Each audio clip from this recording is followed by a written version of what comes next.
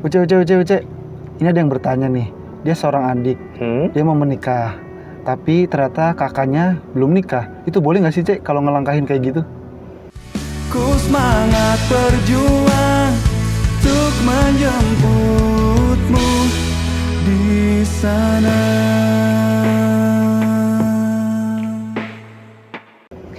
Jadi, ada seorang adik pengen menikah tetapi melangkahi kakaknya karena kakaknya belum menikah. Di dalam syariat tidak ada larangan di situ. Kemudian, tapi orang tua kasihan, Cik, sama kakak kok dilangkahin gitu loh. Kalau orang tua cerdas, dia harus memahami bahwa dia dengan mengasihani kakaknya, padahal dia harus kasihan adiknya juga dong. Artinya apa?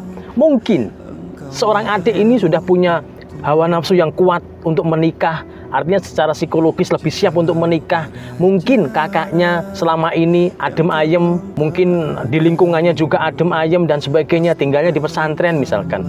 Akhirnya dia kepikiran menikah? Belum, karena dia masih mengejar sesuatu yang dikejar misalkan.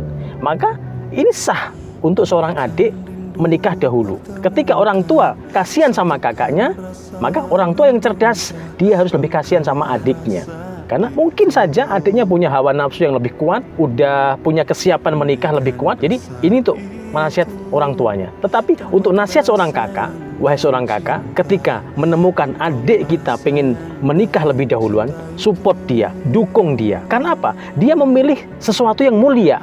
Dia pengen membuka pintu kehalalan dengan melalui menikah tadi. Maka ketika kita mempermudah urusan adik kita, Allah akan mempermudah urusan kita. Ingat ancaman Rasulullah, ya Allah, persulitlah orang-orang yang mempersulit urusan hamba yang lain. Artinya apa? Takutlah seandainya ada orang tua yang mempersulit urusan pernikahan anaknya, maka Allah akan mempersulit urusan orang tua tersebut. Dan sebaliknya, seandainya ada seorang kakak yang menemukan adiknya pengen menempuh jalan kehalalan, yaitu melalui menikah tadi, kemudian kok ada seorang kakak yang tidak terima, kemudian dengki, kemudian dendam, tidak mau menemui, ketahuilah Allah akan mempersulit jodohnya. Boro-boro ada orang yang mau mendekati orang yang punya sikap pendengki, pendendam, yang ada adalah menjauhi. Pun demikian, jodoh pun akan menjauhi terhadap kakak yang punya sifat seperti ini. Jadilah kakak yang lapang dada, mensupport adiknya yang pengen menikah. Bisa jadi jodoh kita tertulis setelah adik kita.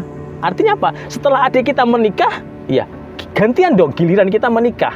Kan begitu. Kalau adik kita tidak menikah, ya selamanya kita akan tidak akan menikah. Kenapa? Sebenarnya tertulis jodoh kakak adalah setelah adik kita menikah. Uci pernah menemukan sebuah cerita di mana seorang adik sama kakak datang ke Uci dan usianya adiknya aja sudah 45 tahun. Kemudian kakaknya usia 53-an lah begitu. Lah, ketika saya tanya, kenapa kok baru datang ke Uci sekarang gitu kan? Padahal ketika Uci melihat ini secara fisiknya cantik, secara fisiknya menarik, tapi kenapa kok nggak menikah gitu? Ternyata setelah kita diskusi, si adik kakak tadi baru tersadar bahwa dulu ketika usia masih sangat produktif, mungkin kisaran usia 25 tahun dan kakaknya di atasnya itu, ketika adiknya pengen ada yang melamar, kakaknya tidak setuju dan selalu begitu. Sementara kakaknya ini tidak ada, belum ada yang mendekati. Akhirnya apa? Si adiknya ikut usia lanjut dan kakaknya juga sama. Jadi begitu sahabat, secara syariat tidak ada yang melarang. Makanya